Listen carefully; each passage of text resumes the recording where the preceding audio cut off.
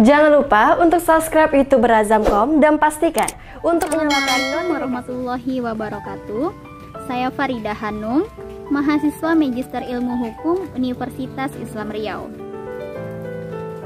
Pada kesempatan kali ini, kita akan membahas mengenai pengujian peraturan perundang-undangan oleh kekuasaan kehakiman di Indonesia. Sebelum lebih lanjut membahas bagaimana mekanisme pengujian peraturan perundang-undangan oleh kekuasaan kehakiman, saya akan membagi dua variabel induk. Pertama, pengujian peraturan perundang-undangan, dan yang kedua adalah kekuasaan kehakiman. Terkait dengan pengujian peraturan perundang-undangan, ketika kita mendengar klausul pengujian, artinya ada yang harus dinilai, ada yang harus diperiksa terhadap suatu hal tertentu yang di dalamnya mungkin dinilai ada kekeliruan, ada cacat hukum, atau bahkan ada kesalahpahaman atau ketidakberwenangan sehingga perlu dilakukan pengujian. Nah, mengutip pendapat daripada Profesor Sri Sumantri, beliau mengatakan bahwa hak menguji atau yang biasa disebut dengan istilah tot sing reh dalam bahasa Latin adalah wewenang untuk menilai, memeriksa suatu peraturan perundang-undangan sesuai dengan kerangka sistem peraturan perundang-undangan yang terdapat dalam suatu negara tertentu. Nah, di Indonesia sendiri, hak uji itu dibagi menjadi dua. Yang pertama, hak menguji formil, dan yang kedua, hak uji material. Lalu apa sih beda antara hak uji keduanya? Baik, kita akan bahas satu persatu. Yang pertama adalah hak uji secara formil. Artinya begini, hak uji formil ini adalah wewenang untuk menilai, untuk memeriksa suatu produk hukum atau suatu jenis peraturan perundang-undangan dikeluarkan atau dibuat oleh lembaga yang berwenang. Sederhananya begini, bahwa hak uji secara formil ini adalah hak untuk menguji, melihat apakah suatu peraturan perundang-undangan tersebut dikeluarkan oleh suatu lembaga yang memiliki legalitas atau kompetensi untuk membuat suatu peraturan perundang-undangan, sehingga dapat dinilai apakah produk hukum peraturan perundang-undangan tersebut telah sesuai dengan prosedur atau telah sesuai dengan mekanisme yang berlaku dalam undang-undang atau belum, begitu. Kemudian yang kedua adalah hak uji secara material. Nah, untuk hak uji material ini adalah wewenang untuk menguji suatu peraturan perundang-undangan apakah materi, muatan, atau substansi yang terdapat dalam peraturan perundang-undangan tersebut tidak bertentangan dengan peraturan yang lebih tinggi. Kenapa demikian? Kenapa ada hak uji material? Sebab Indonesia mengandung sistem hierarkis peraturan perundang-undangan. Seperti yang kita ketahui bahwa peraturan hierarkis peraturan perundang-undangan yang tertinggi ialah Undang-Undang Dasar, Undang-Undang seterusnya sampai pada yang terendah yaitu peraturan daerah.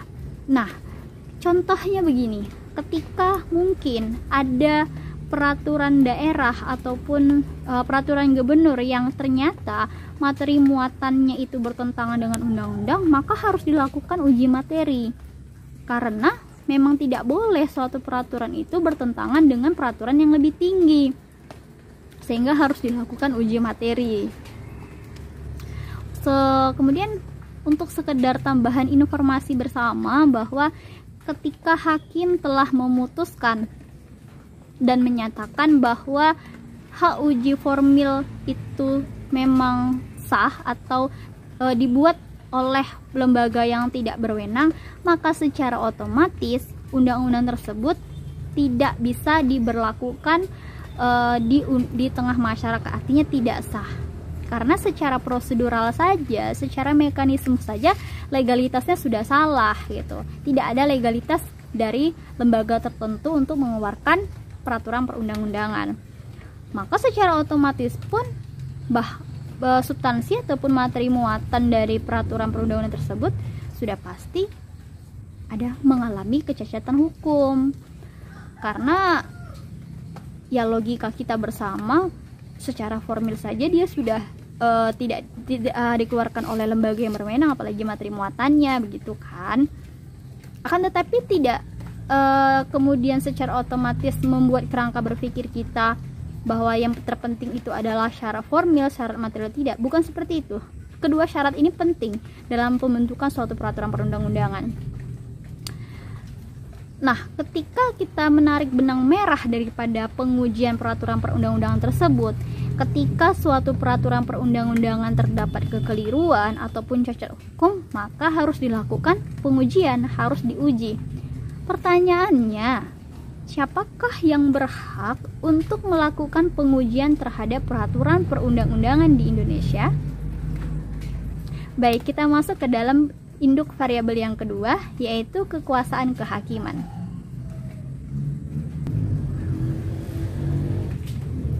Baik, apa sih itu kekuasaan kehakiman? Siapa pelaku kekuasaan kehakiman? Dan sejauh mana wewenang yang dimiliki oleh kekuasaan kehakiman? Merujuk kepada Undang-Undang Dasar 1945 dalam pasal 24 ayat 1 dinyatakan secara tegas bahwa kekuasaan kehakiman adalah kekuasaan yang merdeka untuk menyelenggarakan peradilan guna menegakkan hukum dan keadilan. Lalu pertanyaan berikutnya adalah, siapa pelaku kekuasaan kehakiman untuk menguji peraturan perundang-undangan di Indonesia? Pasal 24 ayat 2 Undang-Undang Dasar 1945 juga dinyatakan bahwa kekuasaan kehakiman dilaksanakan oleh sebuah Mahkamah Agung, badan peradilan yang berada di bawahnya dalam lingkungan peradilan umum, lingkungan peradilan agama, lingkungan peradilan militer, dan lingkungan peradilan tata usaha negara, serta oleh sebuah Mahkamah Konstitusi. Lihat praktik daripada ketatanegaraan Indonesia dalam konstelasi ketatanegaraannya, bahwa hari ini yang menjadi sentral daripada kekuasaan kehakiman di Indonesia itu sendiri ialah Mahkamah Agung dan Mahkamah Konstitusi. Pertama, Mahkamah Agung. Mahkamah Agung dalam pasal 24A Undang-Undang Dasar 1945 dinyatakan tugas dan wewenangnya yaitu menguji peraturan perundang-undangan di bawah undang-undang dan memiliki kewenangan lain yang ditentukan oleh undang-undang.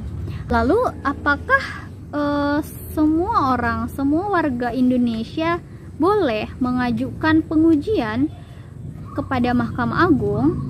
Nah, pertanyaan ini kemudian dijawab oleh pasal 31A ayat 2 Undang-Undang Nomor 3 Tahun 2009 tentang Mahkamah Agung, bahwa pihak yang merasa haknya dirugikan oleh berlakunya peraturan perundang-undangan di bawah undang-undang dapat melakukan pengujian kepada Mahkamah Agung. Bahwa pihak-pihak yang berhak adalah: pertama, perorangan warga negara Indonesia; kedua, kesatuan masyarakat hukum adat yang sesuai dengan perkembangan masyarakat Indonesia dalam kerangka NKRI; dan yang terakhir adalah badan hukum publik atau privat. Lalu yang kedua adalah Mahkamah Konstitusi. Mahkamah Konstitusi lahir atas dasar ketentuan pasal 24C Undang-Undang Dasar 1945 dan kemudian di dalam Undang-Undang Nomor 24 Tahun 2003 tentang Mahkamah Konstitusi, sebagai dimana diubah dengan Undang-Undang Nomor 8 Tahun 2011 tentang Mahkamah Konstitusi. Dinyatakan juga secara tegas bahwa tugas dan wewenang Mahkamah Konstitusi itu ada beberapa. Yang pertama ialah menguji undang-undang terhadap undang-undang dasar, memutus sengketa kewenangan lembaga negara, memutus perselisihan pembubaran partai politik, memutus perselisihan hasil pemilu. Menarik benang merah wewenang antara Mahkamah Agung dan Mahkamah Konstitusi, muncul pertanyaan, kenapa ya wewenang pengujian peraturan perundang-undangan harus dilakukan oleh dua lembaga yang berbeda? Untuk menjawab hal tersebut, kita memutar kembali ingatan kita, dan mungkin masih hangat di ingatan kita bahwa dalam persoalan ketatanegaraan Indonesia terjadi yang namanya dualisme pengujian peraturan perundang-undangan. antara Mahkamah Agung dan Mahkamah Konstitusi. Di mana dalam persoalannya, Mahkamah Agung dan Mahkamah Konstitusi seperti tarik-menarik wewenang untuk menguji peraturan perundang-undangan. Menjawab pertanyaan tersebut, mengutip pendapat daripada Profesor Mahfud MD. Beliau berpendapat begini, bahwa sebenarnya untuk pengujian peraturan perundang-undangan seluruhnya, baik kepada terhadap Undang-Undang Dasar, terhadap peraturan di bawah undang-undang, seluruhnya menjadi wewenang daripada Mahkamah Konstitusi. Karena cita awal daripada lahirnya Mahkamah Konstitusi adalah untuk penjaga, untuk penafsir daripada konstitusi itu sendiri, yaitu Undang-Undang Dasar 1945. Jadi menurut Mahfud MD, Mahkamah Agung hanyalah diberikan wewenang untuk menangani kasus-kasus atau perkara-perkara perorangan atau privat atau perkara-perkara tun dan semacamnya. Menurut Mahfud MD begitu. Akan tetapi dalam pembahasan kita kali ini, kita tidak sedang mencari dan menentukan mana lembaga kekuasaan kehakiman yang paling ideal untuk melakukan pengujian peraturan perundang-undangan. Menurut saya bahwa ketika kita ingin menentukan dan ingin tahu siapa lembaga yang paling ideal untuk pengujian peraturan perundang-undangan, maka harus menunggu sampai adanya perubahan kelima atau amandemen kelima Undang-Undang Dasar 1945. Mengapa demikian? Karena sampai hari ini, sampai detik ini, dalam praktik ketatanegaraan Indonesia yang secara tertulis dan juga secara tegas di dalam Undang-Undang Dasar 1945, Mahkamah Agung dan Mahkamah Konstitusi masih memiliki kamar masing-masing dalam wewenangnya. Mahkamah Agung masih dalam pasal 24 ayat Undang-Undang Dasar 1945 dan Mahkamah Konstitusi juga masih memiliki wewenang tersendiri di dalam pasal 24C Undang-Undang Dasar 1945. Jadi ketika ingin menentukan lembaga mana yang ideal, maka harus ditunggu sampai ada amandemen kelima. Mungkin ini dapat saya sampaikan pada pembahasan kita kali ini. Lebih dan kurangnya saya mohon maaf. Semoga dapat ada ilmu yang dapat diambil dari pemaparan saya. Akhir kata saya ucapkan terima kasih. Wassalamualaikum warahmatullahi wabarakatuh.